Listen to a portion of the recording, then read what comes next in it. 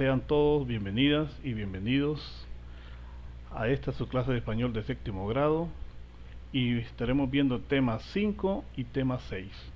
Tema 5, voz y respiración y dicción. Tema 6, textos literarios, narrativos, descriptivos. Soy su profesor Héctor Orlando Vázquez Funes y estaré con ustedes guiándoles en estos temas. Empezamos.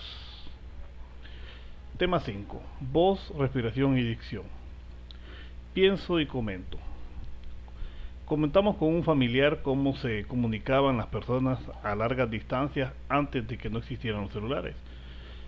Usted comente con uno de su familia, personas mayores, cómo hacían anteriormente cuando no existían estos aparatos tecnológicos como los que son los celulares o estos tipos de sistemas de texto eh, como mensajerías y correos electrónicos y otros como lo que son las redes sociales.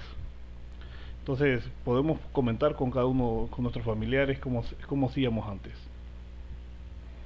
Bien, aprendamos más. Leemos el contenido voz, respiración y dicción. La dicción es la forma de emplear las palabras para formar oraciones, ya sea de manera oral o escrita. Se habla de buena dicción cuando el empleo de dichas palabras es correcto y acertado en el idioma al que estas pertenecen, sin atender al contenido o significado de lo expresado por el emisor. Una persona que posee buena dicción es cuando mantiene constantes lecturas. Una persona que lee, tiene como hábito leer bastante, entonces tiene buena dicción. La palabra dicción proviene del latín dictio, dictium nem, manera de hablar, voz o voz. Voz en el sonido que producimos con nuestras cuerdas vocales. Una palabra, un grito, un parecer, un mandato, entre otras cosas. Ahora, voz, en cambio, es un pronombre personal de carácter informal o familiar que es usado sobre todo en América. O sea, a veces nosotros, vos, le hablamos a nuestro primo, a nuestro hermano, y es de manera informal. Ahora, voz y respiración. Respiración, vamos a ver. Es el último paso de la respiración y consiste en el intercambio de gases entre tejidos de la sangre y tal forma que el oxígeno pasa de la sangre a las células de todo el organismo y el dióxido de carbono se realiza el camino inverso desde las células de la sangre. O sea, la respiración es parte muy importante en lo que es la comunicación. A veces una persona cuando está cansada le cuesta, su respiración es más lenta y por lo tanto le cuesta hablar. Entonces es necesario que nuestra respiración esté bien. Cuando vayamos a hablar, hablamos en voz baja o hablamos o nos controlamos nuestra respiración para poder hablar, para que no vayamos a tener ningún problema en nuestra dicción. Ahora bien, vamos a lo que es el circuito del habla. Es el sistema de comunicación que se emplea en todas las interacciones humanas de manera cotidiana, bien sea a través del habla o de la mímica. El circuito del habla. Usted se comunica bien hablando con un familiar, con un vecino, con su colegio, su escuela, en su trabajo, algunos que trabajan.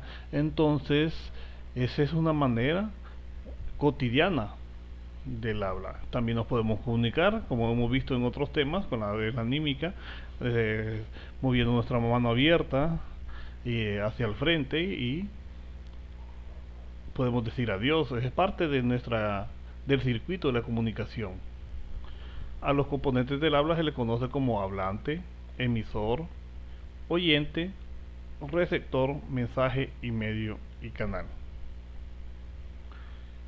Hasta el momento vamos a tener esta actividad. Elabore un resumen en el cuaderno de todos estos conceptos que hemos leído. Eso lo vimos en el folleto. Entonces usted va a elaborar un resumen corto en su cuaderno y lo va a escribir en su cuaderno, un resumen corto de todo lo que usted entiende, lo que es el circuito del habla y de lo que tiene que ver con la respiración y lo que es la voz y la dicción. Aquí vamos a ver lo que es el circuito del habla. El circuito del habla es su componente. El circuito del habla es el proceso mediante el cual compartimos información. En este proceso intervienen 6 elementos, que son los más conocidos, aunque hay otro elemento que es el ruido. El hablante es la persona que desea comunicar algo. Una persona que el hablante es el que emite el mensaje y comunica algo. El oyente es la persona que recibe la información. A este también se le conoce como receptor, el oyente. Una persona que habla necesita un oyente, también conocido como receptor. El mensaje es la información que el hablante comparte. Dos personas hablando, tiene que haber un mensaje. Puede ser hablando sobre lo que es sociedad, hablando sobre familias. Entonces ese es un mensaje. El código es el sistema de signos o reglas que permite que el mensaje sea formulado por el hablante y entendido por el oyente. Una persona que en una aula de clases hay un profesor hablando en francés y los alumnos solo hablan español, entonces ahí no hay comunicación. El código que se habla en ese momento no es el indicado para establecer comunicación. Entonces en ese momento el profesor tendría que hablar español para poder entender ese código. Entonces el código es nuestro lenguaje, es nuestro idioma. En este caso nuestra lengua materna es el español. Ahora el canal, el conducto físico por el cual circula el mensaje. Una persona que está dirigiéndose a una población eh, es mediante el canal utilizado y es la voz, las ondas sonoras. Cuando usted recibe un mensaje, el canal es mediante la tecnología, mediante texto. Y cuando recibe un papel y le están diciendo algo, entonces mediante el texto, el canal es el papel. Bien, y tenemos este sexto, que es el referente, es el tema, es la realidad en la que remite el mensaje. Cuando usted escucha a alguien que le dice estuvo sentado en una silla quebrada, entonces su mente prácticamente se hace la idea de que una silla quebrada, entonces a eso le llamamos referente. El hablante y el oyente alternan sus papeles. En el oyente se convierte en hablante al formular una respuesta y, en consecuencia, el hablante toma el rol de oyente. Existe la retroalimentación, que es todo el concepto, como usted entendió todito esto.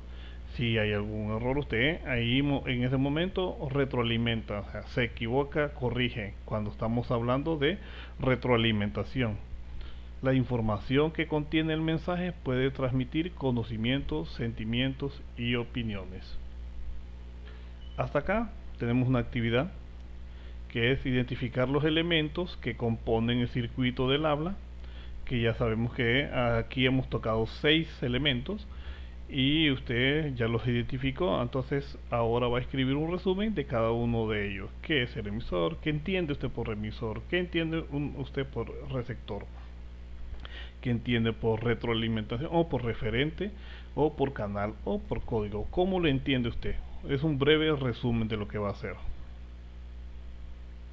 Ahora vamos a entrar al que es el tema sexto, que son los textos literarios, narrativos y descriptivos. Pensemos y comentemos. Comente con un familiar una leyenda de la comunidad y pida que se la cuenten una leyenda. Sabemos que las leyendas son medios orales, por lo cual se han ido transmitiendo de generación en generación, de manera oral. Entonces vamos a ver que comente con un familiar que le cuenten una leyenda o alguien de su familia o su vecino que le cuente una leyenda. Y aquí tenemos lo que es la leyenda de la mula errada. Usted va a elaborar un concepto de lo que es la leyenda. ¿Qué entiende por leyenda? Un concepto suyo de lo que es la leyenda. Ahora bien, para lo que es la narración vamos a encontrar varios tipos de texto. Para lo que es los textos vamos a encontrar varios tipos, y en este caso tenemos el narrativo, que es el relato de acontecimientos de diversos personajes, reales o imaginarios. Por ejemplo, algunos han escuchado como La Llorona, es un texto narrativo, y existen numerosos textos narrativos en nuestro país. Las leyendas son relatos donde se narra con mucha imaginación, cuentos basados en la realidad. Su vocablo significa relatos para ser leídos. Estamos hablando de narración. Ahora tenemos un texto descriptivo que es oral o escrito. Es aquel que se define algún tema y consiste en representar con palabras el aspecto, la apariencia de una persona, animal, objeto, paisaje, lugar o cosa. Usted describe la apariencia de ese animal, de ese objeto, de esa persona. Eso le llamamos descriptivo. Usted lo describe. Ahora tenemos lo que es el texto descriptivo, la que es la topografía. ¿Qué es la topografía? La descripción topográfica consiste en describir un espacio, un lugar determinado. El lector se haga una idea del ambiente en el que ocurren las acciones. Cuando usted está hablando y está describiendo y viajábamos hacia la costa norte y encontramos varios puentes, entonces el lector, cuando usted escribe, el lector se hace una idea del ambiente. Y aquí en esta imagen usted se puede reflejar o puede ver cómo es la topografía. Ahora bien, la prosopografía es cuando hace el retrato físico de un personaje, como tiene que ver los rasgos físicos de esta persona. Acordémonos, cuando hablamos de rasgos físicos podemos decir, no vamos a decir persona con ojos grandes, vamos a decir no vamos a narizona, no, vamos a decir nariz ancha, nariz larga, nariz pequeña, nariz grande. No vamos a decir ojuda, vamos a decir ojos pequeños, ojos largos, grandes. No vamos a decir bocona, tampoco, no lo vamos a describir una persona de esa manera. Vamos a decir boca pequeña, boca ancha, boca larga.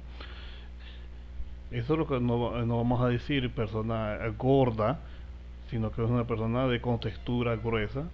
No vamos a decir está flaca tampoco, no vamos a usarlo cuando hablamos de prosopografía, porque acordemos que tiene que ver la parte física y psicológica, y no podemos describir una persona de esa manera.